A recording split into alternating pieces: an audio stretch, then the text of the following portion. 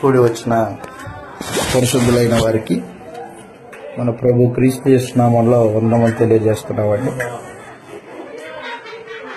దేవుని వాక్యాన్ని మనము ధ్యానిద్దాం.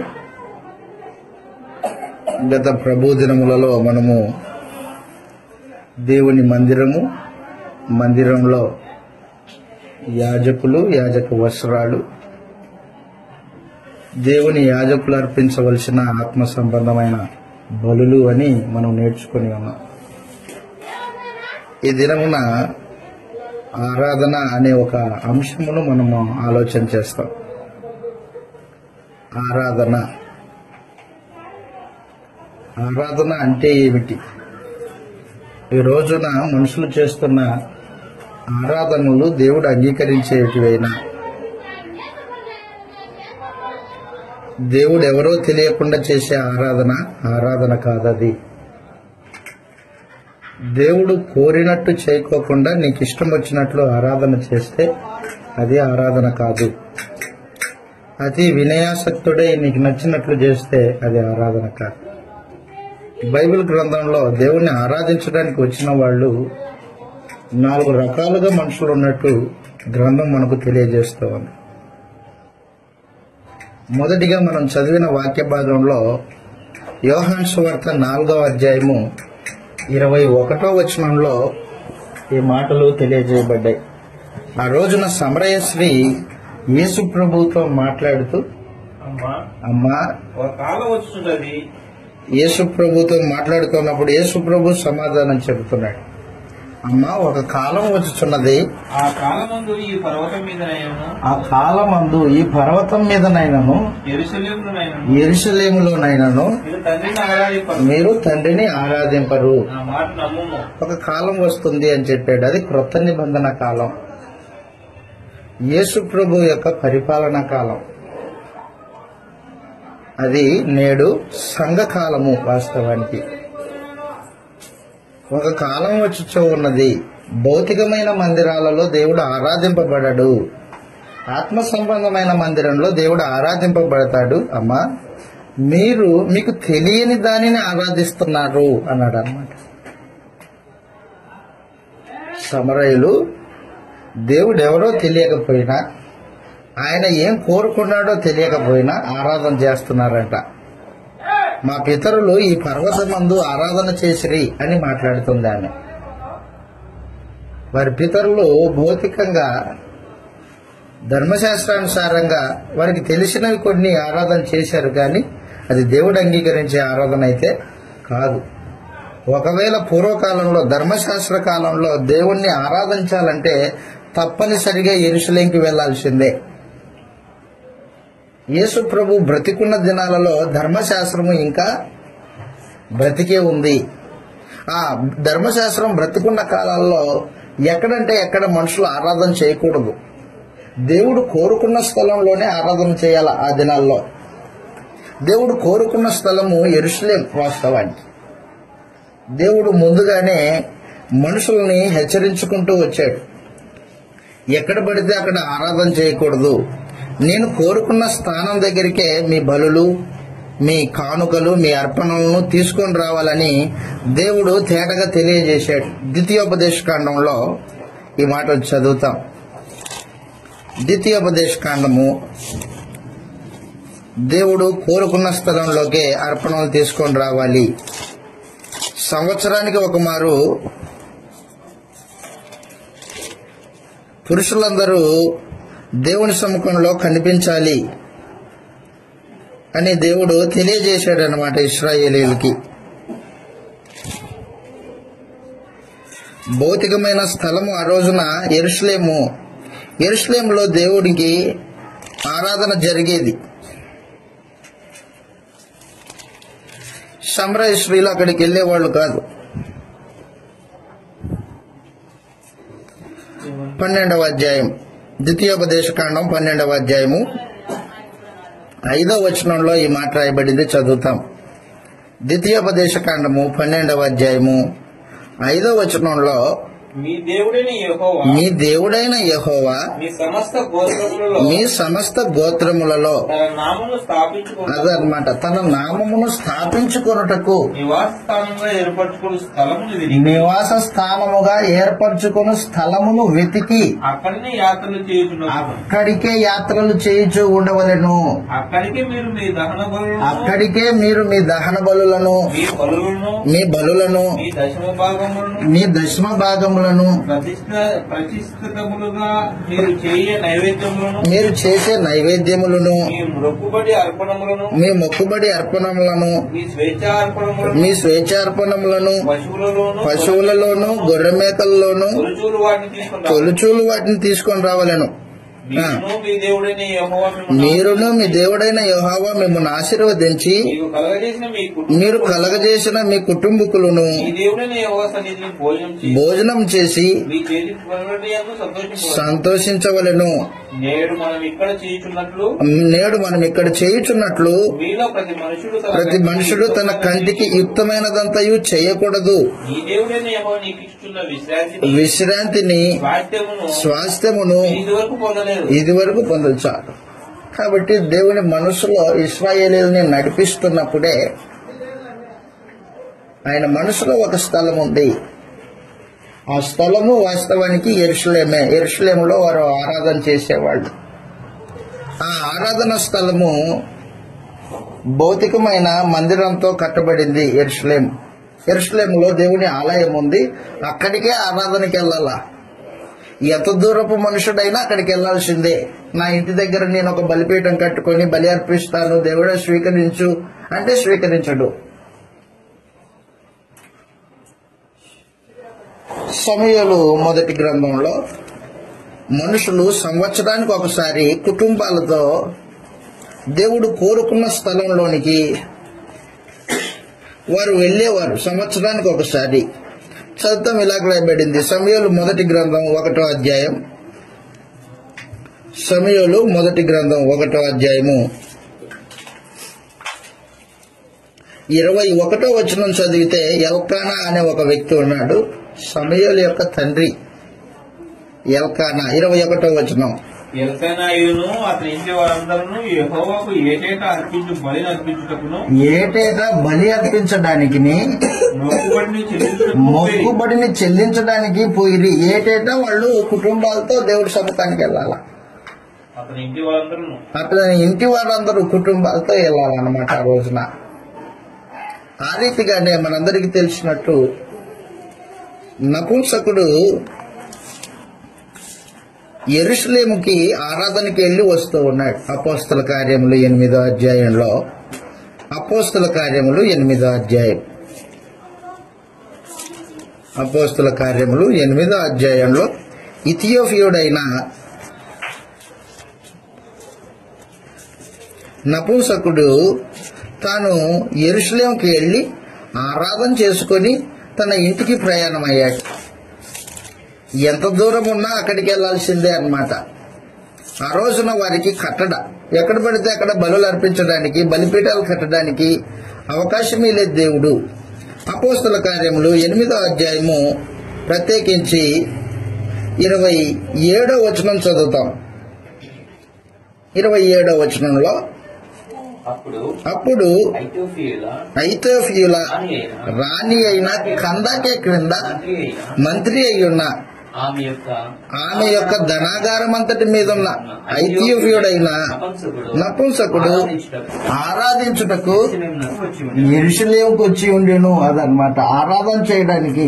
అన్యజాతి వాడైనా ఇశ్రాయేలీయుడైనా ఏ గోత్రానికి చెందిన వాడైనా యెరూషలేముకి రావాల్సిందే. అది కట్టడ ధర్మశాస్త్రంలో వారికి. నాకు ఇష్టం వచ్చిన దగ్గర నాకు ఇష్టం వచ్చినట్లు నా మనసుకు నచ్చినట్లు చేస్తాను నేను అనేది ధర్మశాస్త్రంలో కొట్టివేయబడింది. అలాంటి పద్ధతులు ఆచారాలు లేవు ధర్మశాస్త్రంలో. దేవుడు కోరుకున్న స్థలంలోనే ఆరాధన జరిగించాలా.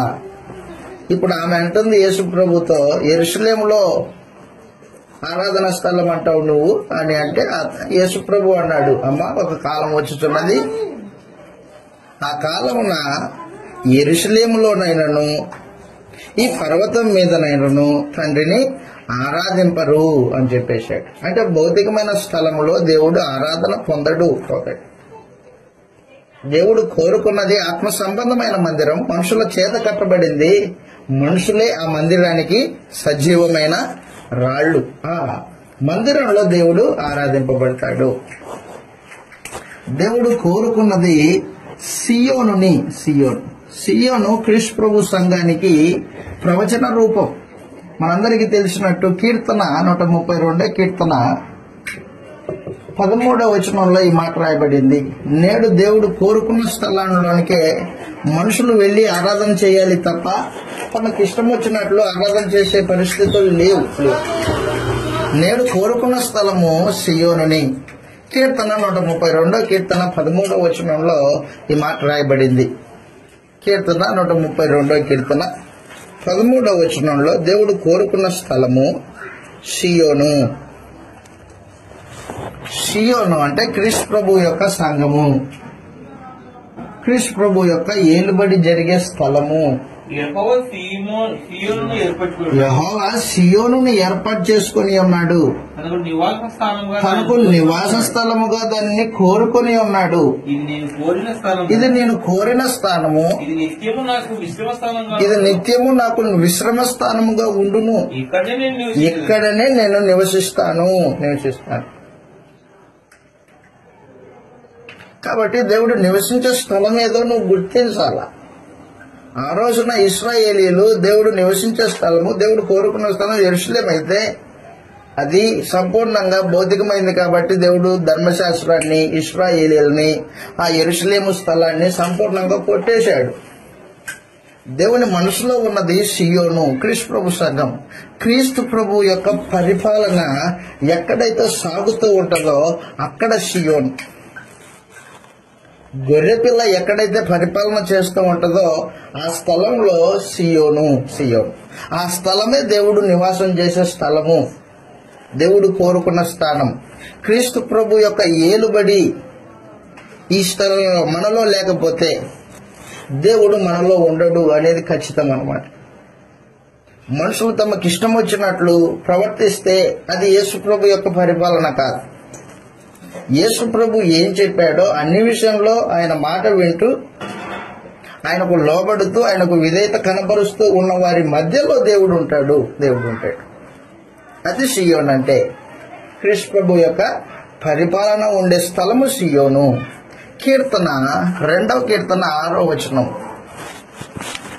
కీర్తన 2వ కీర్తన 6వ వచనంలో ఈ మాట రాయబడింది.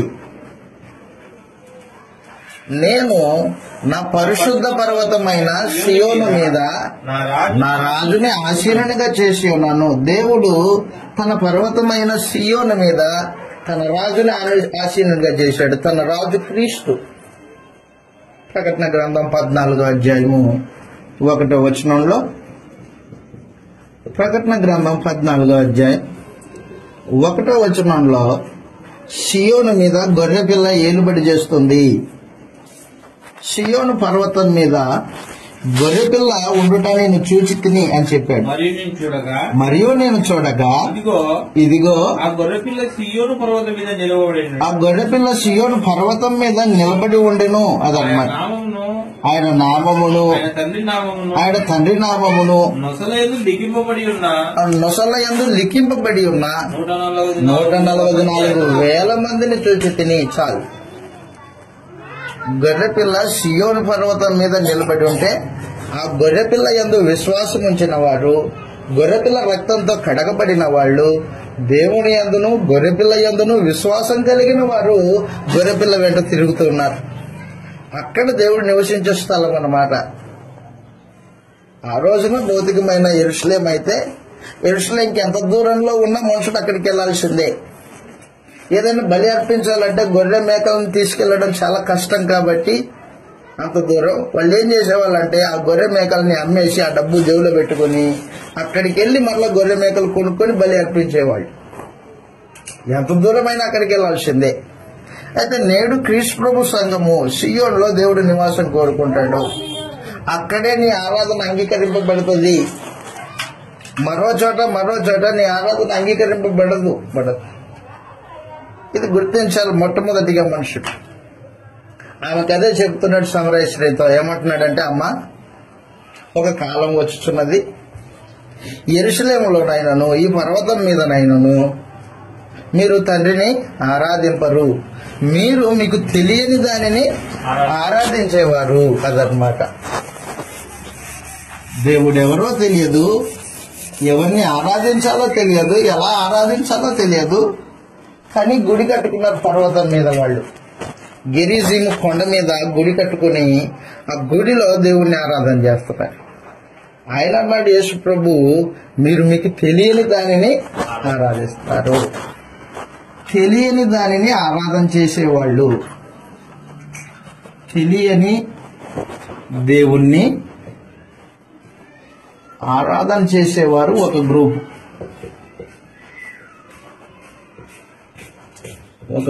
వీళ్ళు దేవుడు ఎవరో తెలియదు, ఆయన ఏం కోరుకుంటున్నాడో తెలియదు. కానీ ఆరాధన అంటే ఆరాధన,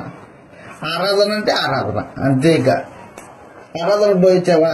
పోయొచ్చాను. ఏం చేసి వచ్చాడు, ఏం దేవుడు అంగీకరించాడు, ఇవన్నీ పట్టించుకోడు మనుషుడు. అపోస్తల కార్యాలు 17వ అధ్యాయంలో ఏథెన్సు పట్టణంలో దేవుడెవరో తెలియకపోయినా వారు దేవునికి ఒక గుడి కట్టి తెలియబడని దేవుడు అని అక్కడ బలిపీఠం మీద రాసి ఆయనకు కూడా ఆరాధన చేస్తున్నట్టుగా మాట్లాడుతున్నారు వాళ్ళు. అపోస్తల కార్యములు 17వ అధ్యాయము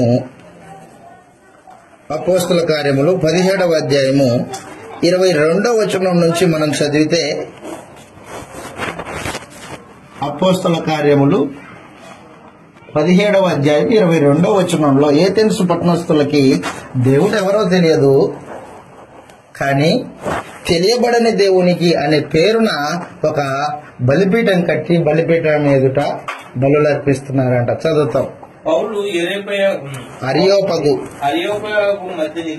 అరియోపగు మధ్య నిలిచి చెప్పినదేమనగా, ఏథెన్సు వారలారా, మీరు సమస్త విషయములలో అతి దేవతా భక్తి గలవారై ఉన్నట్టు నాకు కనబడుచున్నది. సంచరించుచు మీ దేవతా ప్రతిమలను చూస్తూ ఉండగా ఒక బలిపీఠం నాకు కనబడింది. దాని మీద తెలియబడిన దేవునికి అని వ్రాయబడింది. అదనమాట. దేవుడు ఎవరో తెలియదు, కానీ బలిపీఠం కట్టారు, బలిపీఠం దగ్గర బలులు అర్పిస్తున్నారు. దేవుడు ఎవరో తెలియకుండా చేసేది అది ఆరాధన అయి ఉండదు, అది వ్యర్థమైన ఆరాధన. మాటకొస్తే నీకేం ప్రయోజనం లేదు. దేవుడు ఎవరో తెలియకోకుండా చేసే ఆరాధన నీ ఆత్మ సంబంధమైన జీవితానికి ఏమాత్రము ప్రయోజనము ఉండదు. ఆయన ఎవరో తెలియాలా, ఆయన పంపించిన క్రీస్తు ఎవరో తెలియాలా, క్రీస్తు ద్వారా దేవుణ్ణి ఆరాధన చేయాలా, క్రీస్తు చెప్పినట్లు ఆరాధన చేయాలి. అప్పుడు అంగీకరింపబడుతుంది నీ ఆరాధన. కాబట్టి దేవుడు ఎవరో తెలియకుండా చేసే ఆరాధనలో సమరయులు ఉన్నారు, అటు ఏథెన్సు పట్టణస్థులు కూడా ఉన్నారు. ఈరోజు లోకంలో అనేక మంది ఉన్నారు దేవుడు ఎవరో తెలియకుండా చేసే ఆరాధన చేసేవాళ్ళు. తర్వాత రెండవ గ్రూపు వాళ్ళు ఇశ్రాయేలీయులకి దేవుడు ఎవరో తెలుసు. యెహోవాయే దేవుడు, ఇంకో దేవుడు లేడు. దేవుడు వారికి ధర్మశాస్త్రం ఇచ్చాడు. అయితే వాళ్ళు ధర్మశాస్త్రంలో ఉన్న ఆజ్ఞలు పాటించరు. ఆ ధర్మశాస్త్రంలో ఉన్న ఆజ్ఞల్ని వారికి ఇష్టం వచ్చినట్టుగా మలుసుకొని దేవునికి ఆరాధన చేస్తారు. దాన్నేమన్నాడంటే దేవుడు వ్యర్థారాధన అన్నాడన్నమాట. దేవుని ఆజ్ఞల్ని నీకిష్టం వచ్చినట్లు మలుసుకుని, నీకిష్టమైతే పాటించి, నీకిష్టం కాకపోతే వదిలిపెట్టి, నీ హృదయం ఎక్కడో దూరంగా పెట్టుకొని కేవలం నీ పెదాలతో ఆరాధన చేస్తే అది అంగీకరింపబడదు, వ్యర్థమైన ఆరాధన అని చెప్పాడు దేవుడు. మత్తయి సువార్త 15వ అధ్యాయం ఇశ్రాయేలీల గురించి మాట్లాడుతూ వారు వ్యర్థమైన ఆరాధన చేస్తున్నారు అని తెలియజేశాడు. మత్తయి సువార్త 15వ అధ్యాయం 7-8 వచనాలలో ఈ మాట రాయబడింది. వ్యర్థమైన ఆరాధన. వేషధారులారా, వేషధారులారా, ఈ ప్రజలు తమ పెదవులతో నన్ను గణపరుచుదురు గాని ఈ ప్రజలు తమ పెదవులతో నన్ను గణపరచుదురు గాని వారి హృదయం నాకు దూరంగా ఉన్నది. వారి హృదయం నాకు దూరంగా ఉంది. మనుషులు కల్పించిన పద్ధతులను దైవోపదేశం మనుషులు కల్పించిన పద్ధతులు దైవోపదేశములని బోధించుచు వారు నన్ను వ్యర్థంగా ఆరాధించు. వారు వ్యర్థంగా ఆరాధించుదురు అని చెప్పాడు. పెదాలతో దేవుణ్ణి స్తుతిస్తున్నారంట, హృదయం దూరంగా ఉందంట. మొదటి కంప్లైంట్. రెండో కంప్లైంట్ ఏంటంటే దేవుణ్ణి ఆరాధన చేస్తున్నారంట, కానీ మనుషులు పెట్టిన పద్ధతులను ఉపయోగించి ఆరాధన చేస్తున్నారంట. దాన్ని వ్యర్థారాధన అన్నాడు. వ్యర్థారాధనకి 2 లక్షణాలు. ఒకటి, మనుషుల పద్ధతుల ప్రకారంగా జరిగించేది, అది వ్యర్థారాధన. 2, హృదయము దూరంగా ఉండి కేవలం పెదవులతో దేవుణ్ణి గణపరిచేది, అది వ్యర్థారాధనలో రెండో లక్షణం. ఇది వ్యర్థారాధన. మూడవది స్వేచ్ఛారాధన ఉంది.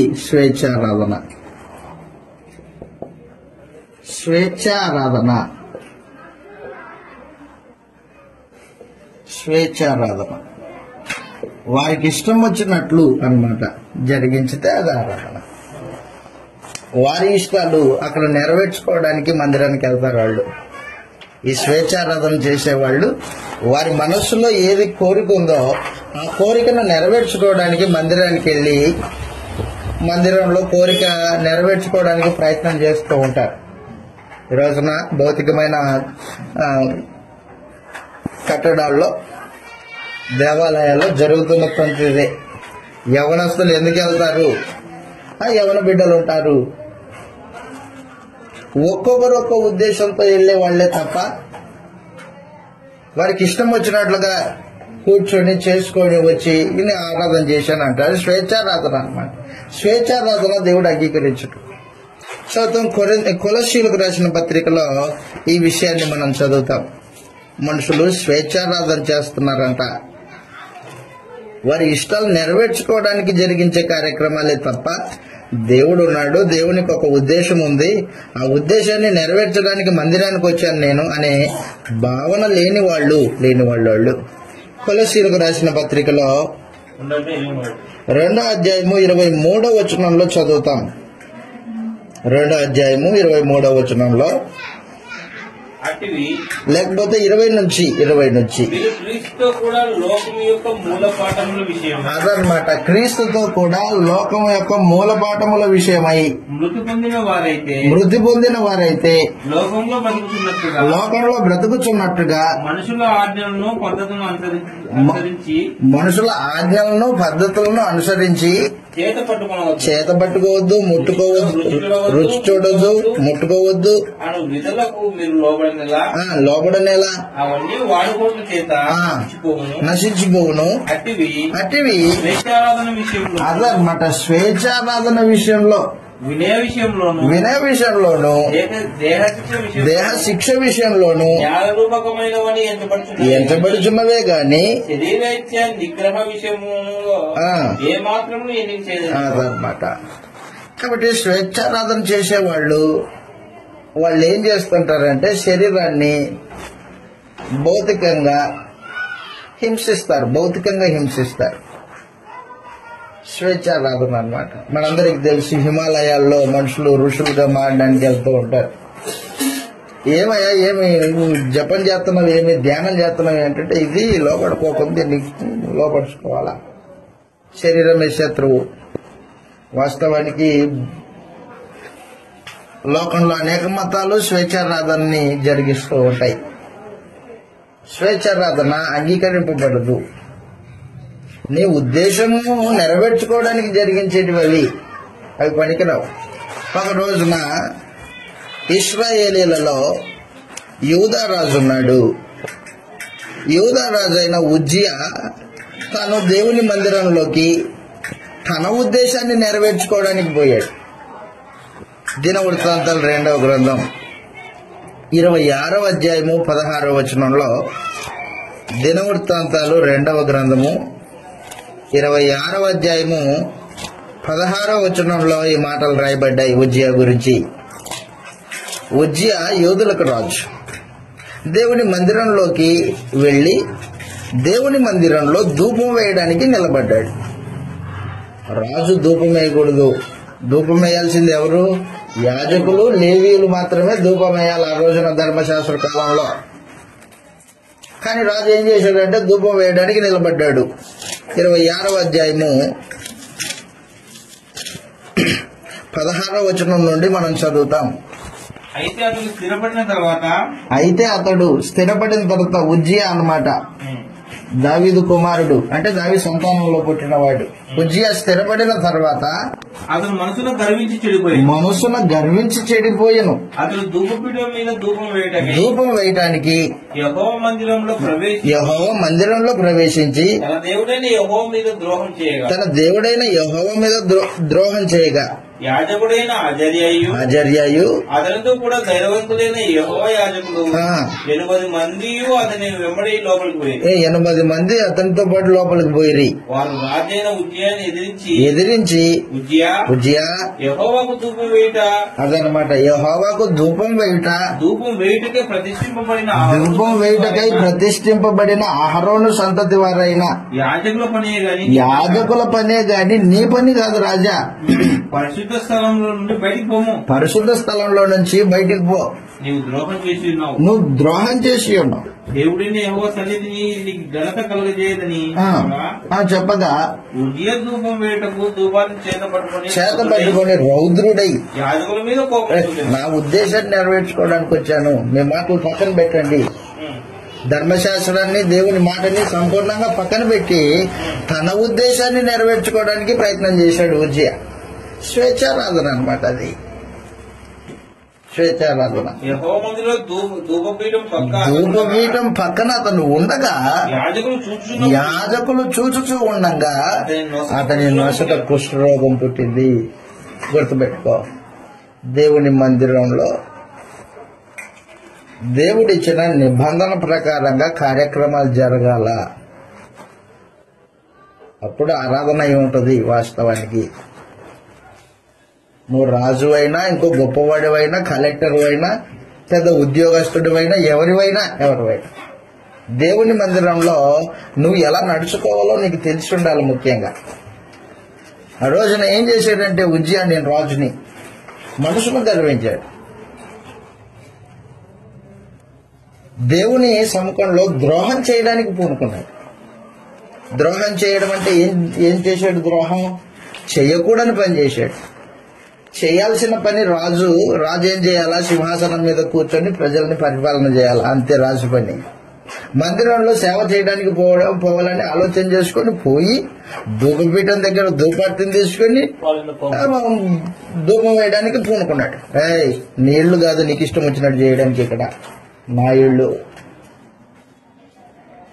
అక్కడ ఉన్న లేవి యాజకులు అతన్ని నివారింప చూశారు, కానీ వారి చేతగాల. కోపం రౌద్రుడయ్యాడు. నేను చేసేసుకుంటాను అతని అన్నట్టు రౌద్రుడయ్యాడు. దేవుడు పరలోకం నుండి చూచి ఉజ్జియా నొసట కుష్ఠరోగం పుట్టేటట్టు ఏర్పాటు చేశాడు. ఈ రోజున అనేక మంది తమ జీవితాలలో అపవిత్రత, కుష్ఠము కలిగి తమకు ఇష్టం వచ్చినట్లు ఆరాధన చేస్తూ మేము ఆరాధన చేస్తున్నామని చెప్తున్నారు. అంగీకరింపబడతారా? కాబట్టి ఆరాధన అనే ఈ పదము, 4 అక్షరాల పదము మనుషుడికి తెలిసిందే గాని దాంట్లో ఉన్న భావం గాని, దేవుడు ఎందుకు చేయమన్నాడు, ఏ రూపంలో చేయమన్నాడు, ఎలా చేస్తే అంగీకరిస్తాడు, ఇవేమి మనుషునికి పట్టింపలేదు. ఆదివారం ఆరాధన పోయొచ్చావా? పోయొచ్చా. ఏం చేసి వచ్చావు? నీ ఇష్టం కోసం పోయావా? నీ ఇష్టం నెరవేర్చుకోవడానికి పోయావా? అయితే అది ఆరాధన కాదు. ఆ రోజున ఉజ్జియా తన ఉద్దేశాన్ని నెరవేర్చుకోవడానికి వెళ్ళాడు, కుష్ఠరోగాన్ని తెచ్చుకున్నాడు. చచ్చిపోయేంత వరకు కుష్ఠరోగంతో బతికేడు. చచ్చిపోయేంత వరకు.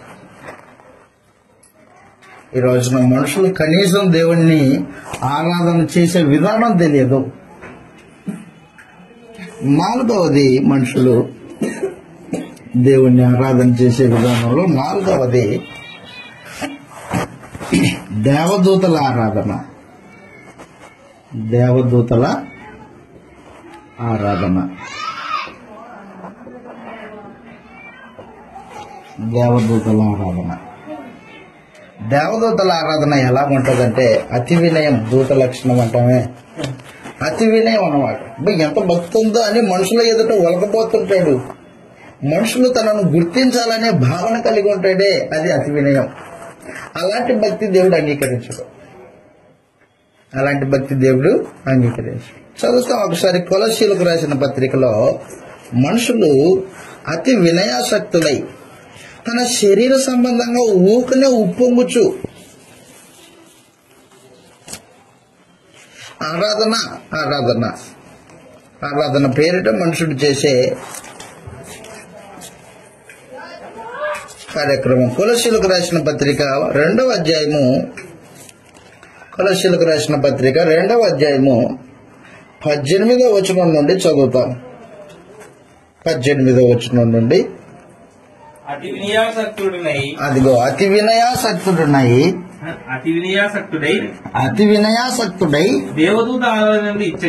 దేవదూత ఆరాధన యందు ఇచ్చగలిగి తాను చూసిన వాటిని గురించి గొప్పగా చెప్పుకోవచ్చు. చూడలేదు కానీ చూశాయని చెప్తున్నాడు అన్నమాట. కింద పుట్టినట్లు అన్నాడు, చూడని వాటిని గురించి గొప్పగా చెప్పుకొనుచు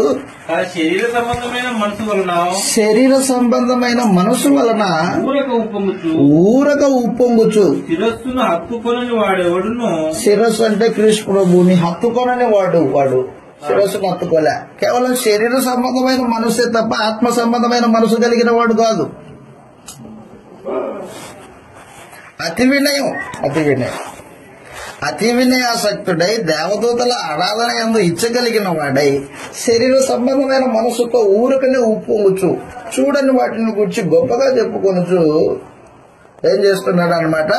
ఆరాధన చేస్తున్నాడు. అంగీకరింపబడే ఆరాధన కాదు.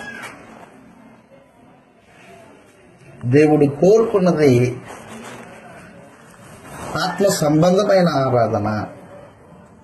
ఆరాధన చేసేవారు ప్రాముఖ్యంగా యథార్థవంతులై ఉండాలి. యథార్థవంతుడు కాకపోతే ఆరాధన అంగీకరింపబడదు. దేవుడికి అంగీకారం కాని ఆరాధనలు అన్నమాట ఇవన్నీ. ఒకటేమో దేవుడు ఎవరో తెలియదు ఆరాధన చేస్తున్నారు. 2 వ్యర్థమైన ఆరాధన, మనుషుల పద్ధతులు దాంట్లో ఉంటాయి. కేవలం పెదాలతో చేస్తుంటాడు కానీ హృదయం దేవునికి దూరంగా ఉంటది.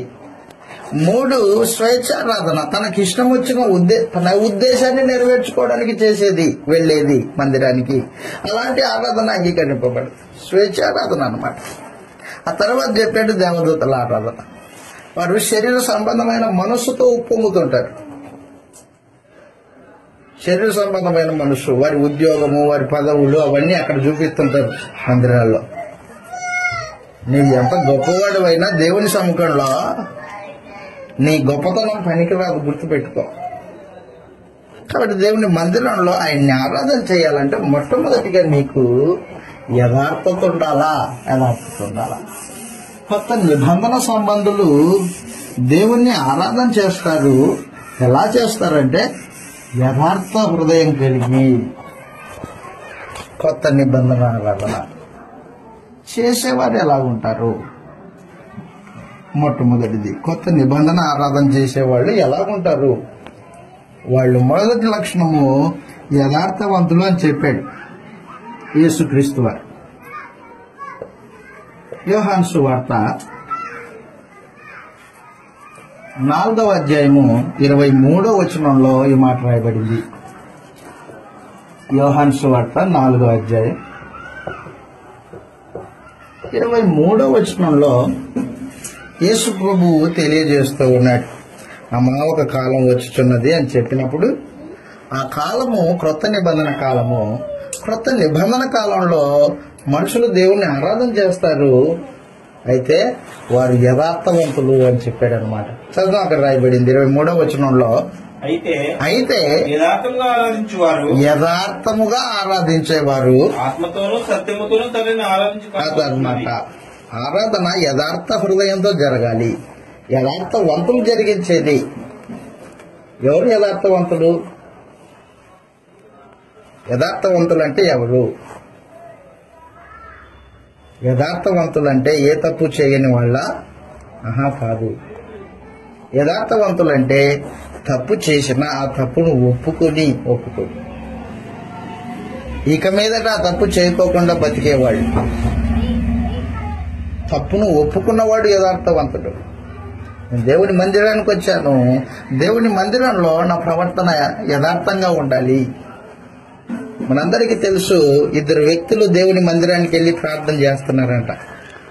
ఒక అతనేమో సుంకరి, ఇంకొకతను పరిసయ్యుడు. పరిసయ్యుడు వెళ్ళి ప్రార్థన చేస్తున్నాడు. ఏమని ప్రార్థన చేస్తున్నాడు? దేవా, నేను దశభాగం ఇస్తున్నా, అది ఇస్తున్నా, ఇది ఇస్తున్నా, నేను యథార్థవంతుడిగా ఉన్నాను అని గొప్పలు చెప్పుకుంటున్నాడు దేవుడి సముఖానికి వెళ్ళి. తను యథార్థవంతుడు అనే భావంతో ప్రార్థన చేస్తున్నాడు. ప్రార్థన చేస్తూ ఉంటే పక్కనే సుంకరు ఉన్నాడు. సుంకరి ఏం చేశాడంటే, ఆకాశం వైపు తలెత్తడానికైనా నేను యోగ్యుని కాదు, నేను పాపినయ్యా అని యథార్థ హృదయంతో ప్రార్థన చేశాడు. దేవుడు ఎవరి ప్రార్థనకి సమాధానం ఇచ్చాడు? సుంకరి ప్రార్థనకి సమాధానం ఇచ్చాడు. మరి ఈ గొప్పలు చెప్పిన ఈ ప్రార్థన ఇంతసేపు గంట సేపు చేసాడే, మరి ఈ ప్రార్థన సమాధానం రాలేదా? రాదు. ఈ దేవుని ఎదుట యథార్థవంతులు కావాలి కానీ నీ గొప్పలు అవసరంలా. చదువుతా ఒకసారి లూకాసు వార్తలో యథార్థవంతుల యొక్క ఆరాధనను దేవుడు కోరుకుంటాడు. తాను ఏమై ఉన్నాడో తను గుర్తించి దేవుడి సముఖంలో ఒప్పుకోవాలి. అలాంటి వాని ఆరాధన దేవుడు అంగీకరిస్తాడు. నువ్వు నిజానికి నీ అంతరంగంలో ఏమై ఉన్నావు? నిర్దోషివై ఉన్నావా? పాపివై ఉన్నావా? అది గుర్తించుకోకుండా నువ్వు చేసే ఆరాధన అంగీకరింపబడదు. లూకాసు వార్త 18వ అధ్యాయము 9వ వచనం నుండి చదువుతాం. లూకాసు వార్త 18వ అధ్యాయము 9వ వచనంలో, తామే నీతిమంతులని తమ నమ్ముకొని ఇతరులను తృణీకరించు కొందరితో, తామే నీతిమంతులమని తమ నమ్ముకొని ఇతరులను తృణీకరించు వారితో ఆయన ఈ ఉపమానం చెప్పాను. ప్రార్థన చేయడానికి ఇద్దరు మనుషులు దేవాలయానికి వెళ్ళిరి. వారిలో ఒకడు పరిసయ్యుడు, ఒకడు సుంకరి. పరిసయ్యుడు నిలవబడి, దేవా, నీ చోరులను, అన్యాయస్తులను, వ్యభిచారులనైనా ఇతర మనుషుల వలనైనను ఈ సుంకరి వలనైనను ఉండనందుకు నీకు కృతజ్ఞతాస్తులు చెల్లించుతున్నాను. 2 సార్లు ఉపవాసం చేయొచ్చు, నా సంపాదన అంతట్లో 10వ వంతు చెల్లించుచున్నానని తనలో తాను ప్రార్థించుచూ ఉండెను. అయితే సుంకరి దూరముగా నిలబడి ఆకాశం వైపు కన్నులెత్తుటకైనను ధైర్యం చాలక రొమ్ము కొట్టుకొనుచు, దేవా, పాపినైన నన్ను కరుణించమని పలికాను. అతని కంటే ఇతడు నీతిమంతుడిగా తీర్చబడి వెళ్ళనని మీతో చెప్పుచున్నాను. తను తాను హెచ్చించుకున్నవాడు తగ్గింపబడుననియు, తగ్గించుకున్నవాడు హెచ్చింపబడుననియు చెప్పాను. కాబట్టి దేవుడి సముఖంలో మనుషుడు యథార్థవంతుడై ఉండవలసిన అవసరం ఉంటుంది. నీ అంతరంగంలో నిజానికి నువ్వు ఏమై ఉన్నావు? ఏమై ఉన్నావు? నిజంగా భక్తిపరుడవేనా? వేషం వేసుకున్న వాడివా? నీ అంతరంగంలో నిజంగా నిర్దోషివేనా? లేకపోతే దోషిగా ఉండి నిర్దోషిగా ప్రవర్తిస్తున్నావా? అలాగైతే యథార్థత లేదు నీకు. యథార్థత లేనివాని ఆరాధన అంగీకరింపబడదు. అదన్నమాట.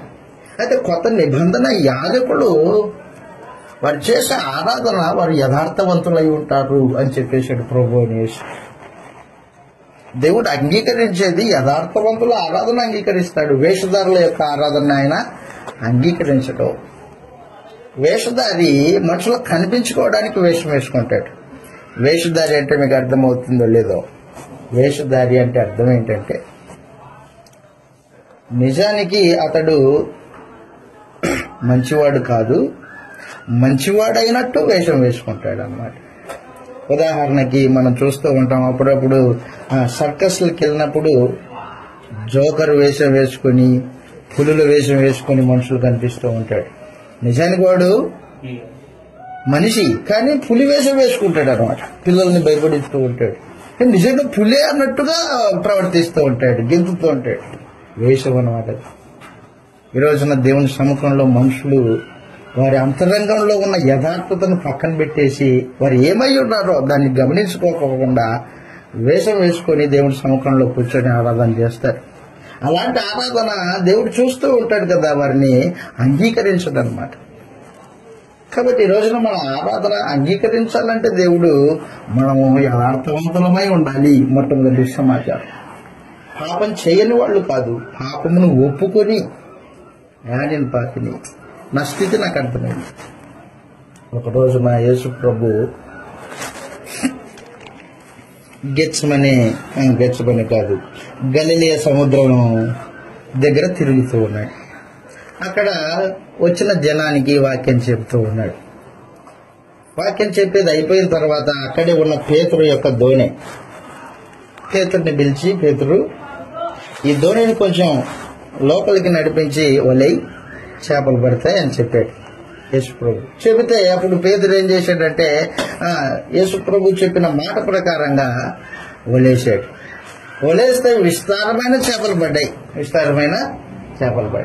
చేపలు పడగానే ఆ చేపల్ని దరికి లాగి పేతురు పరిగెత్తుకుంటూ వచ్చి యేసుప్రభువుకు సాగిలపడి నమస్కారం చేస్తాడు.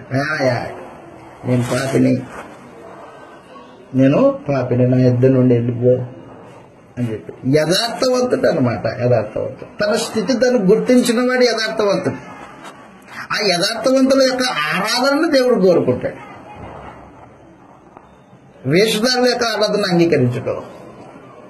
తను ఏమై ఉన్నాడో, అంతరంగంలో ఏమై ఉన్నాడు, పైకి ఏమై ఉన్నాడు పక్కన పెట్టు, అంతరంగంలో ఏమై ఉన్నాడు చదువుతాం. ఇలా రాయబడింది లూకా సువార్త 5వ అధ్యాయంలో. కాబట్టి అంతరంగం ప్రాముఖ్యమైంది. యథార్థత అంతరంగానికి సంబంధించింది. లూకా సువార్త 5వ అధ్యాయంలో ఈ సమాచారం మనం చదువుతాం. లూకా సువార్త 5వ అధ్యాయంలో 5వ అధ్యాయము 4వ వచనం నుంచి చదువుతాం. 4వ వచనం నుంచి, ఆయన బోధించుట చాలించిన తర్వాత దోణను లోతుకు నడిపించి చేపలు పట్టుటకు మీ వలలు వేయుడని సీమోను అడగగా, సీమోనుతో చెప్పగా, సీమోను ఏలినవాడా, రాత్రి అంతా ప్రయాసపడుతుంది కానీ మాకేమీ దొరకలేదు. అయినను నీ మాట చెప్పున వల వేయమని చెప్పాను. అలాగు చేసి విస్తారమైన చేపలు పట్టిరి. వారి వలలు పిగిలిపోవచ్చు ఉండగా వేరొక దోణిలోనున్న తమ పాలువారు వచ్చి తమకు సహాయం చేయవాలని వారికి సైగలు చేసిరి. వారు వచ్చి 2 దోణులు మునుగునట్లు నింపిరి. అది చూచి యేసు మోకాళ్ళ ఎదుట సాగిలపడి, ప్రభువా నన్ను విడిచిపోము, నేను పాపాత్ముని అని చెప్పేసాడు. కాబట్టి యథార్థవంతుడు తన అంతరంగపు స్థితి ఏమై ఉందో తాను గమనిస్తాడు. గమనించి దాన్ని ఒప్పుకోవడం అనేది యథార్థవంతుని యొక్క పని అయి ఉంటుంది. ఈ రోజున దేవుడు ఆరాధన చేసే వాళ్ళని కోరుకోవట్లా. ఆరాధన చేసేవాడు యథార్థవంతుడై ఉండాలి అని కోరుకుంటున్నాడు. అది ప్రాముఖ్యమైనది ఆయనకి. గుంపును కోరుకోవట్లేదు దేవుడు, వేల మంది మనుషుల్ని కోరుకోవట్లేదు దేవుడు. ఆ వేల మంది మనుషుల్లో యథార్థంగా ఆరాధన చేసేవాడు కావాలి ఆయనకి. అది ఆయనకి కావాల్సింది. కాబట్టి క్రీస్తు ప్రభు సంఘము యథార్థవంతులతో నింపబడింది. ఆరాధన జరిగే స్థలమై ఉంటది. యథార్థవంతుల ఆరాధన దేవుడు కోరుకొని ఉన్నాడు. యథార్థవంతుని యొక్క హృదయాన్ని బలపరిచేవాడై ఉంటాడు దేవుడు. దినవృత్తాంతాలు 2వ గ్రంథం 16వ అధ్యాయం 9వ వచనంలో యథార్థవంతుణ్ణి బలపరిచే దేవుడు ఆయన, వేషధారుల్ని శిక్షించే దేవుడు ఆయన. దినవృత్తాంతాలు 2వ గ్రంథం 16వ అధ్యాయము 9వ వచనంలో ఈ మాట రాయబడింది. దినవృత్తాంతాలు 2వ గ్రంథము 16వ అధ్యాయము 9వ వచనంలో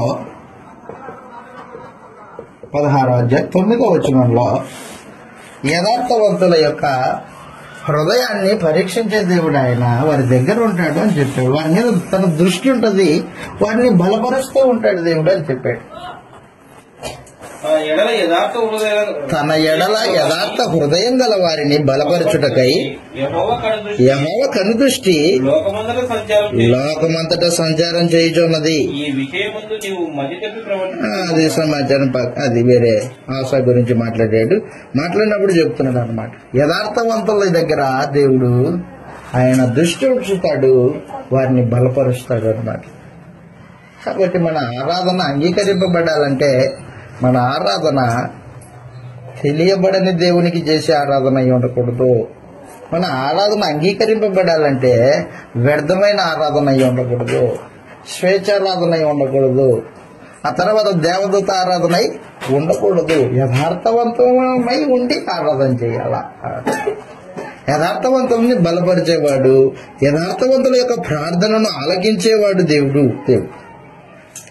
యథార్థవంతుల యొక్క ప్రార్థన ఆలకిస్తాడు. చదువుతాం, ఇలాగ రాయబడింది. తీతుకు రాసిన పత్రిక 2వ అధ్యాయం, క్షమించండి, పేతురు గారు రాసిన మొదటి పత్రిక 3వ అధ్యాయం. పేతురు గారు రాసిన మొదటి పత్రిక 3వ అధ్యాయము 12వ వచనం మనం చదివితే,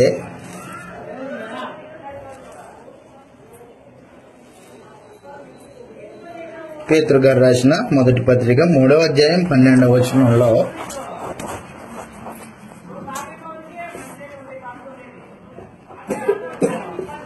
మూడవ అధ్యాయం 12వ వచనంలో, ప్రభు కన్నులు నీతిమంతుల మీదను, ప్రభు అని పెద్ద అక్షరాలతో ఉంది, దేవునికి అన్నమాట. అది ప్రభు కన్నులు నీతిమంతుల మీదను వారి యొక్క ప్రార్థన వైపును చెవులు వారి ప్రార్థన వైపు ఉన్నవి గాని ప్రభు ముఖము కీడు చేయ వారికి విరోధంగా ఉన్నది. అదనమాట, కీడు చేయ వారికి విరోధంగా ఉంది. కాబట్టి దేవుడి సముఖంలో మనుషులు ఆరాధన చేసేటప్పుడు వారి అంతరంగాలలో యథార్థతను కోరుకున్నాడు ఆయన. నిజానికి నీ అంతరంగంలో నువ్వు ఏమై ఉన్నావు, దాన్ని బట్టి ఒకవేళ నువ్వు పాపివైతే పాపి అని గుర్తించి దేవుడి సముఖంలో ఒప్పుకొని ఆరాధన చేయాలి, అంగీకరిస్తాడు. చదువుతాం, ఇలాగ రాయబడింది. యోహాను సువార్త 4వ అధ్యాయం 23వ వచనంలో, యోహాను గారు రాసిన సువార్త 4వ అధ్యాయం 23వ వచనంలో, ఆయన్ని ఆరాధించేవారు ఎలాంటి ప్రజలై ఉండాలి అంటే చెప్పాడనమాట. యథార్థవంతులై ఉండాలని చెప్పాడు. ఆ యథార్థవంతులు ఎలా ప్రార్థన చేయాలో చెప్పాడు, ఎలాగ ఆరాధించాలో చెప్పాడు. ఎలా ఆరాధన చేయాలి, ఎలా ఆరాధన చేయాలి.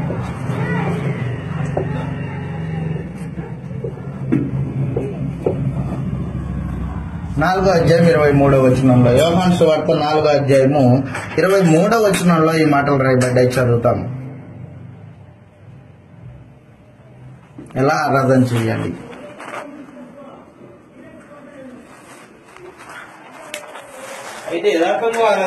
అయితే యథార్థముగా ఆరాధించువారు ఆత్మతోనూ సత్యముతోనూ అన్నాడు. చూడండి, ఆత్మతోనూ 1, 2 సత్యంతోనూ ఆరాధన చేయాలి. 24వ వచనంలో కూడా దేవుడు ఆత్మ కనుక ఆయన ఆరాధించువారు ఆత్మతోనూ సత్యముతోనూ ఆరాధన చేయాలి. దేవుణ్ణి ఆరాధించేవారు ఎలా ఆరాధన చేయాలంట? ఆత్మతోనూ సత్యంతో. ఆత్మతోనూ ఆరాధన అంటే ఏంటది? సత్యంతోనూ ఆరాధన అంటే ఏంటిది? అదేందో తెలియకోకుండా నువ్వు చేసే ఆరాధన అంగీకరింపబడుతుందా? అంగీకరింపబడదు. ఆత్మతో ఆరాధన అంటే ఏంటి? ఆత్మతో ఆరాధన అంటే మనము సొంతంగా ఆలోచన చేయాల్సిన పని లేదు. గ్రంథంలో లేఖనాలు ఉన్నాయి, మనం ఊహించి ఏది చెప్పవలసిన అవసరం లేదు. ఫిలిప్పీలకు రాసిన పత్రిక 3వ అధ్యాయం, ఏది ఊహించి మాట్లాడవలసిన పని లేకుండా చేశాడు దేవుడు. 3వ అధ్యాయము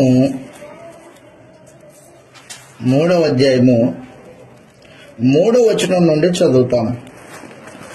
3వ అధ్యాయం 3వ వచనం నుండి.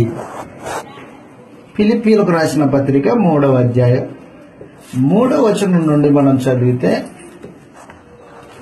ఎందుకనగా శరీరమును ఆస్పదము చేసుకొనక, అదనమాట. శరీరమును ఆస్పదము చేసుకొనక అంటే శరీరమును ఆధారము చేసుకొనక అని అర్థం. శరీరమును ఆధారము చేసుకొనక.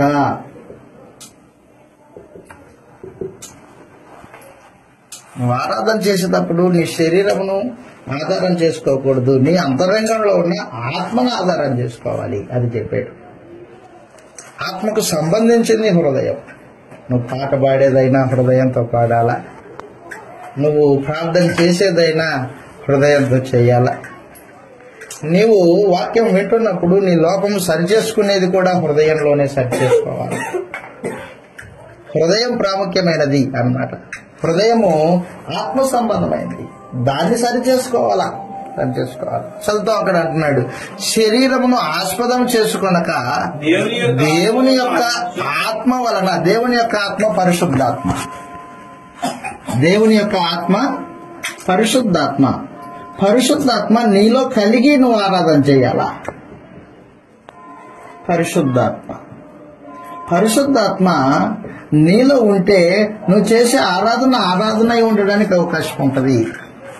ఆత్మ లేనివాడు చేసే ఆరాధన కాదు. పరిశుద్ధాత్మ కలిగిన వాడు శరీరమైన సంబంధమైన మనసు కలిగి ఉండడు. శరీరాన్ని ఆస్పదం చేసుకోడు. పరిశుద్ధాత్మ కలిగిన వ్యక్తి ఆత్మ సంబంధంగా ఆలోచన చేస్తూ ఉంటాడు. నేను ఆరాధనకు వచ్చాను, దేవుడి సముఖానికి వచ్చాను, ప్రభువు నాతో పాటు ఉన్నాడు, నా అంతరంగంలో పరిశుద్ధాత్ముడు ఉన్నాడు, నేను ఆరాధన చేస్తున్నా. ఆరాధన చేసేవాడు బయట ఏం జరుగుతున్నా పట్టించుకోడు. కాన్సన్ట్రేషన్ ఒకే విధంగా ఉంటుంది అనమాట. పక్కన ఏం జరిగినా కాన్సన్ట్రేషన్ మాత్రం మిస్ కాడనమాట. దేవుడి మీదనే. చదువుతూ అక్కడ అంటున్నాడు, శరీరం ఆస్పదం చేసుకున్నాక ఆత్మను. ఫిలిప్పీలకు రాసిన పత్రిక 3వ అధ్యాయం 3వ వచనంలో, శరీరమును ఆస్పదం చేసుకొనక దేవుని యొక్క ఆత్మ వలన ఆరాధించుచు అని చెప్పేశాడు అనమాట. హృదయానుసారమైన ఆరాధన అంటాడు దాన్ని. హృదయానుసారమైన ఆరాధన కేవలం పెదాలతో చేసేది కాదు. అది శరీర సంబంధమైన పెదాలు కాదు, అవి హృదయంతో, ఆత్మ సంబంధమైన హృదయంతో జరిగించేది. కాబట్టి ఆత్మతో ఆరాధన అన్నప్పుడు శరీరమును ఆధారం చేసుకొనక పరిశుద్ధాత్మను కలిగి హృదయానుసారంగా జరిగించేది ఆత్మతో ఆరాధన. 2 సత్యముతో ఆరాధన అన్నాడు. సత్యముతో ఆరాధన అంటే వాక్యానుసారమైన ఆరాధన. వాక్యమే సత్యము. వాక్యానుసారమైన ఆరాధన.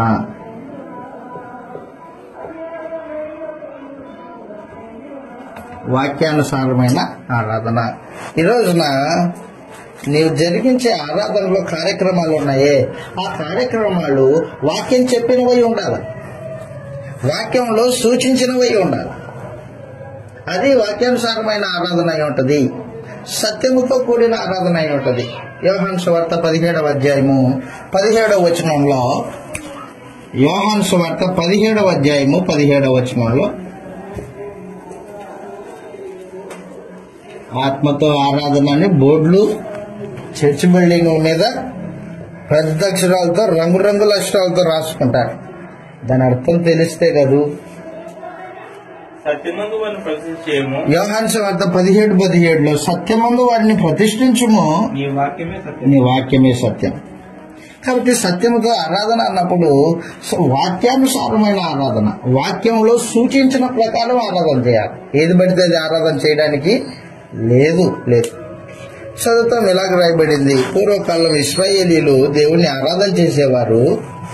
ఆరాధన చేసేటప్పుడు వారి ధర్మశాస్త్రంలో ఏం చెప్పాడో అవి మాత్రమే జరిగించాలా, వేరేది జరిగించకూడదు. దినవృత్తాంతాలు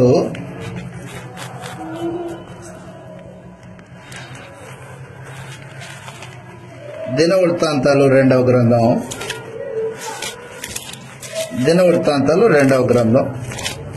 28వ అధ్యాయం.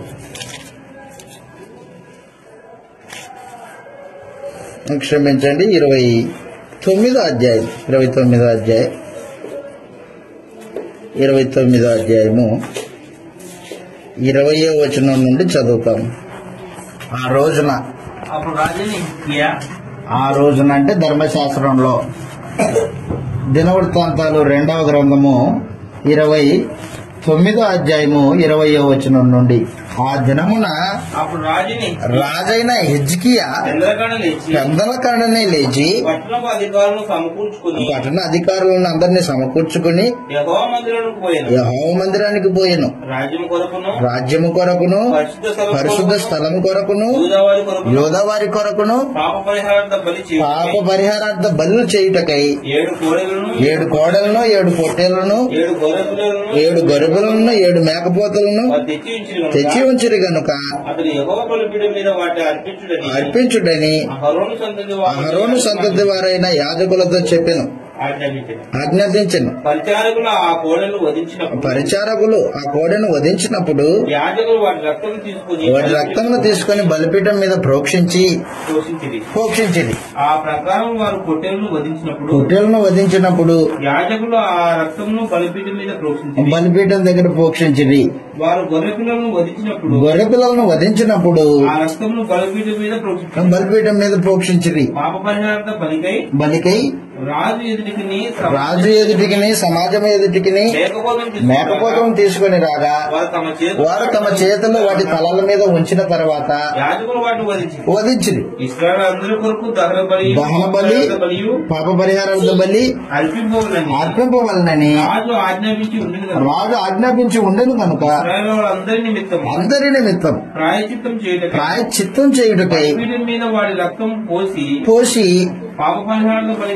బలిగా అర్పించింది. మరియు దావీదు రాజులకు దీర్ఘదర్శి అయిన గాదును ప్రవక్త అయిన నాతాను ప్రవక్తలు చెప్పారు వాయిద్యాలు వాయించమని దేవుడు ప్రవక్తల ద్వారా తెలియజేశాడు అన్నమాట.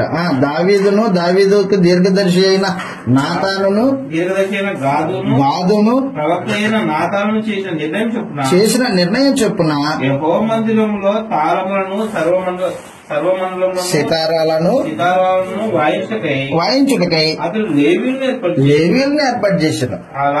అలాగూ జరగవాలని అదనమాట. అలాగూ జరగాలని దేవుడు ఏదైతే నిర్ణయించాడో అది జరిగించడం ఆరాధన అయి ఉంటది. దావీదు చేయించిన వాద్యములు వాయించుటకు లేవీయులను బూరలు ఊదుటకు యాజకులను నియమింపబడి బూరలు ఊదుటకును లేవీయులను నియమింపబడిరి. బలిపీఠం మీద దహన బలులను అర్పించుటని హిజ్కియా ఆజ్ఞాపించను. దహన బలి అర్పణ ఆరంభమగుటతోడని బూరలు ఊదుటతోను ఇశ్రాయేలు రాజు అయిన దావీదు చేయించిన వాయిద్యాలు వాయించుటతోను యెహోవాకు స్తుతిగానము. అదిగో స్తుతిగానం అంటే పాటలు పాడుతున్నారు. అంతసేపును సర్వ సమాజము అదనమాట. ఆ రోజున ధర్మశాస్త్రంలో ఆరాధన ఇలా జరిగేది.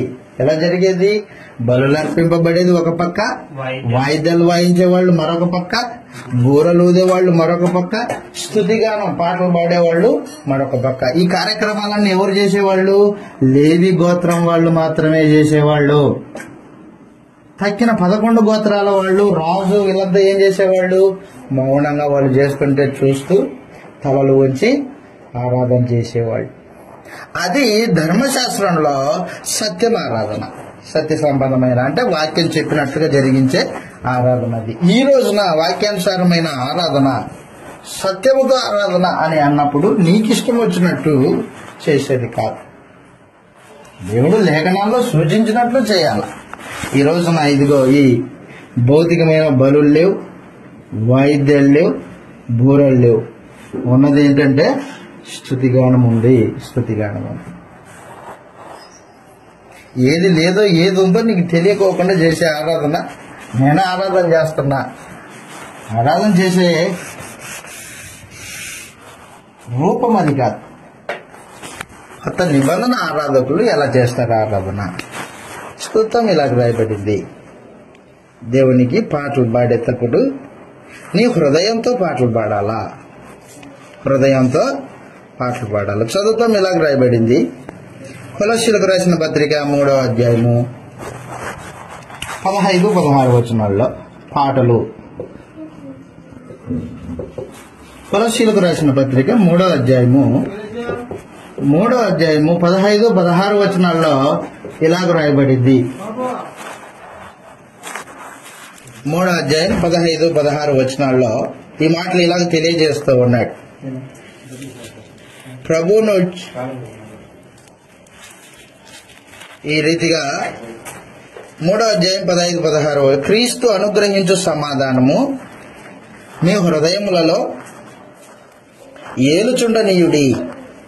మీ ఇందుకొరకే మీరు ఒక శరీరముగా పిలువబడితిరి మరియు కృతజ్ఞులై ఉండుండి. సంగీతములతోనూ కీర్తనలతోనూ ఆత్మ సంబంధమైన పద్యములతోనూ ఒకరినొకడు బోధించుచు బుద్ధి చెప్పుచు కృపాసహితముగా మీ హృదయములలో దేవుని గూర్చి గానం చేయుచు సమస్త విధములైన జ్ఞానముతోనూ క్రీస్తు వాక్యము మీ హృదయంలో సమృద్ధిగా నివసింపనీయుడి అదనమాట. హృదయములతో పాట పాడాలా, హృదయంలో క్రీస్తును గ్రహించు సమాధానం ఉండాలా. నువ్వు పాట పాడేటప్పుడు నీ హృదయం ప్రాముఖ్యమైంది. ఎఫెసీ పత్రిక 3వ అధ్యాయంలో 5వ అధ్యాయంలో కూడా ఈ విషయాన్ని తెలియజేశాడు. పాటలు పాడాలి. పాటలు పాడటం దేవుని అంగీకారమే ఆరాధనలో. ఎఫెసీలకు రాసిన పత్రిక 5వ అధ్యాయము 15వ వచనంలో, ఎఫెసీలకు రాసిన పత్రిక 5వ అధ్యాయం 15వ వచనంలో, క్షమించండి 5వ అధ్యాయము 19వ వచనం, 5వ అధ్యాయం 19వ వచనంలో ఒకరినొకడు కీర్తనలతోనూ సంగీతములతోనూ ఆత్మ సంబంధమైన పాటలతోనూ కీర్తించుచు హెచ్చరించుచు అదిగో హృదయములలో పాడుచు కీర్తించుచు యేసుక్రీస్తు పేరట సమస్తమును గూర్చి తండ్రి అయిన దేవునికి అదనమాట. హృదయం ప్రాముఖ్యమైనది. మీ పాటలు పాడేటప్పుడు హృదయంతో పాడాలి. హృదయం అనే వీణ వాయించుతూ పాటలు పాడాలి. అదే హృదయములలో ప్రభువును గూర్చి గానం చేయొచ్చు, కీర్తించు. కాబట్టి హృదయం పాటలు పాడాలి. కొత్త నిబంధన సంబంధులు ఆరాధనలో వాయిద్యాలతో పని లేదు కొత్త నిబంధనలో. కానీ కొత్త నిబంధనలో వాయిద్యాలు మనుషులు ఈ రోజున వారికి ఇష్టం అనమాట. స్వేచ్ఛారాధన వారికి ఇష్టం. వాయిద్యాలు ఉంటే మనుషులు దగ్గరకు వస్తారయ్యా. దగ్గరికి రప్పించుకోవడానికి నువ్వు చేయాల్సిన పని వేరే. మనుషుల్ని ఆకర్షించేవాడివి నువ్వు కాదు. యేసు ప్రభు యొక్క శిలువ మరణము మనుషుల్ని ఆకర్షిస్తారు దేవునిలోకి. నువ్వు చెప్పాల్సింది ఏంటంటే, నువ్వు చేయాల్సింది ఏంటంటే దేవుడు ఏం చెప్పాడో అది చెప్పాలంతే. నువ్వేం ఆకర్షిస్తావు? ఒకవేళ నువ్వు ఆకర్షిస్తే మనుషుడు వచ్చాడు, నువ్వు రేపొద్దున తప్పిపోయి వాడు తప్పిపోయి ఉంటాడు స్థిరంగా. మనుషుల్ని బట్టి వచ్చినోడు ఎవడు ఉండడు. దేవుని శక్తిని, దేవుని యొక్క నియమాన్ని తెలుసుకుని వచ్చిన వాడే స్థిరంగా నిలబడతాడు. కాబట్టి సత్యంతో ఆరాధన చేయడం అంటే వాక్యానుసారమైన ఆరాధన. పాటలు పాడడం వాక్యానుసారమే. తర్వాత ప్రభురాత్రి భోజనం చేయడం అనేది వాక్యానుసారమే. ప్రభురాత్రి భోజనం మనందరికీ తెలుసు. కొరింథీ పత్రిక 11వ అధ్యాయము 23వ వచనంలో నేను మీకు అప్పగించిన దానిని ప్రభు వలన పొంది తిని అని చెప్పేశాడు అనమాట. ప్రభురాత్రి భోజనం ప్రతి ఆదివారం జరిగేది. అది 3వది కానుకలు సమర్పణ. కానుకలు సమర్పించడం అనేది ఆ రోజున అపోస్తలులు జరిగించారు. చదువుతాం ఇలాగ రాయబడింది. కొరింథీయులకు రాసిన 2వ పత్రిక, కొరింథీయులకు రాసిన 2వ పత్రిక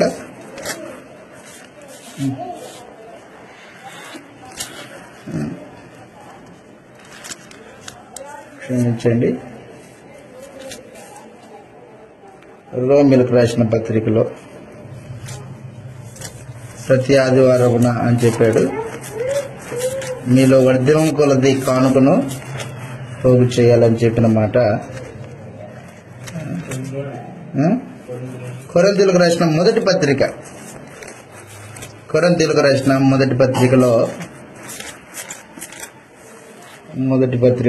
16వ అధ్యాయం 1వ వచనంలో 1 కొరింథీ 16వ అధ్యాయం 1వ వచనంలో పరిశుద్ధుల కొరకైన చందా విషయం అయితే గలతీ సంఘమునకు నియమించిన ప్రకారము మీరును చేయుడి. నేను వచ్చినప్పుడు చందా పోగు చేయకుండా ప్రతివాడును తాను వర్ధిల్లులో కొలది తన యుద్ధ కొంత సొమ్ము నిల్వ చేయాలి. అదనమాట సమాచారం. కాబట్టి అపోస్తలులు ఆజ్ఞాపించింది వాక్యానుసారమైంది కానుకలు పోగు చేయడం అనేది. ఏ రోజున ఆదివారం ఉన్న కార్యక్రమం. కానీ ఈ రోజున మనుషులు ఏ రోజైతే ఆ రోజు అంటే దేవుని పేరుండని మాట్లాడతాడు. వదిలేయి మన సంగతి ఆలోచన చేసుకుందాం. అపోస్తల కార్యములు 2వ అధ్యాయం చివరిగా అపోస్తల కార్యములు 2వ అధ్యాయము 40వ వచనం నుండి చదువుతాము. అపోస్తల కార్యములు 2వ అధ్యాయం 40వ వచనంలో ఇంకను అనేక విధములైన మాటలతో సాక్ష్యమిచ్చి మూర్ఖులకు ఈ తరం వారికి వేరై రక్షణ పొందుడని వారిని హెచ్చరించెను. పేతురు యొక్క వాక్యమును అంగీకరించిన వారు బాప్తిసం పొందిరి. 3,000 మంది చేర్చబడిరి. ఆ మాట అండర్లైన్ చేసుకోండి. అపోస్తలుల బోధ ఉండాలి సంఘంలో. అపోస్తలుల బోధ యందును సహవాసం అంటే రొట్టె విరుచుట అనమాట. సహవాసమందును రొట్టె విరుచుట యందును ప్రార్థన చేయుట యందును అదనమాట. కాబట్టి ఆరాధనలో పాటలు ఉంటాయి, బోధ ఉంటుంది, ప్రభురాత్రి భోజనం ఉంటుంది, ప్రార్థన ఉంటుంది, కానుకలు ఉంటాయి. ఎవరు సూచించారు ఇవి? అది గ్రంథం సూచించింది. అందుకని ఆరాధనలో ఈ 5 కార్యక్రమాలు జరుగుతాయి. కాబట్టి ఇవన్నీ పక్కన పెట్టి కేవలం ఏదో 4 కార్యక్రమాలు జరిగించి ప్రభురాత్రి భోజనం నీకు ఇష్టం వచ్చినట్టు నెలకోసారో లేకపోతే సంవత్సరానికి ఒకసారో పండగకో పబ్బానికో చేసుకుంటే అది ఆరాధన కాదు. ఆదివారంలో ప్రభు దినము అది జరిగించేది ఆరాధన చేసేవాళ్ళు మొట్టమొదటిగా యథార్థవంతులై ఉండాలి. యథార్థవంతులు కాకపోతే నీ ఆరాధన అంగీకరింపబడదు. ఆరాధన దేవుడు కోరుకున్నట్టు ఉండాలి. ఆయన ఏం కోరుకున్నాడంటే ఆయన ఆరాధించేవారు యథార్థముగా ఆరాధించేవారు ఆత్మతోనూ సత్యముతోనూ ఆరాధింపవలనని కోరుకుంటున్నాడు. ఆత్మతో ఆరాధన చేయడం అంటే శరీరమును ఆధారం చేసుకొనక ఆ పరిశుద్ధాత్మను కలిగి హృదయానుసారంగా జరిగించేది ఆరాధన, ఆత్మతో ఆరాధన. రెండోది సత్యంతో ఆరాధన, వాక్యానుసారమైన ఆరాధన. వాక్యం సూచించినట్టు జరిగించేది ఆరాధన. నీకు ఇష్టం వచ్చినట్టు చేసేది కాదు. ఆ రోజున ధర్మశాస్త్రంలో వారు దేవుడు చెప్పినట్టుగా ఆ రోజున హిజ్కియా దేవుడి సముఖంలో ఆరాధన చేశాడు. భౌతికమైన బలులు ఉన్నాయి, భౌతికమైన బూరలు, వాయిద్యాలు, పాటలు ఉన్నాయి. కానీ ఈ రోజున అవన్నీ లేవు. ఈ రోజున మనం కృత నిబంధన సంబంధంగా నీ ఆత్మ ప్రాముఖ్యమైంది.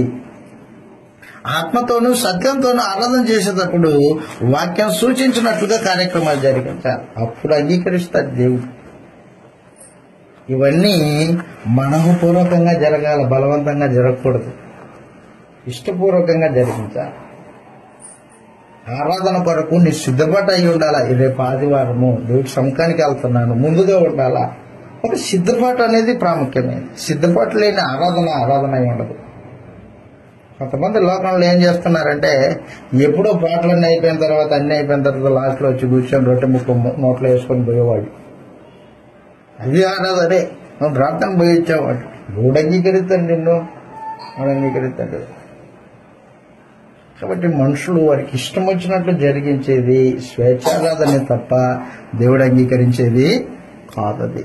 దాని కొరకు ఒక సిద్ధపాటు, ఆత్మ సంబంధమైన భావన, ఆలోచన, మెలకువ, వివేచన ఇవి కలిగి ఆరాధన చేయాల. కాబట్టి ఆ రీతిగా మనము ఆరాధనకు ఎల్లప్పుడూ సిద్ధపడుతూ దేవుడి సముఖంలో ఆరాధించవాలని ప్రేమతో మనవి చేస్తూ ఈ మాటలు ఇంతటితో ముగిస్తున్నాను. మీ అందరికీ వందనాలు.